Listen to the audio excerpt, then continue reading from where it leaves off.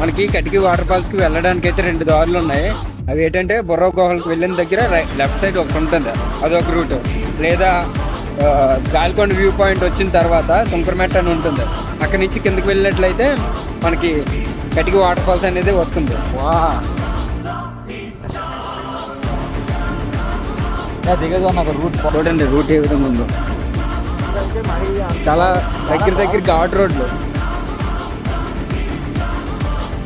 ఇక్కడ బొర్రా గుహల దగ్గర రూట్ అయితే కొంచెం టఫ్గా ఉంది.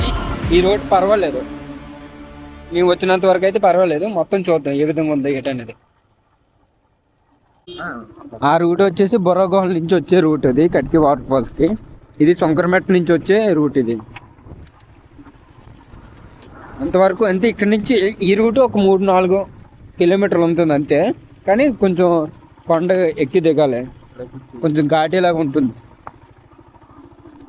అక్కడ చూసారు కదా, అది గాల్కొండ వ్యూ పాయింట్. గాల్కొండ వ్యూ పాయింట్కి ఇటువైపున ఉంది కటికి వాటర్ ఫాల్స్. మొత్తానికైతే కటికి వాటర్ ఫాల్స్ దగ్గరికి అయితే చేరుకున్నాము.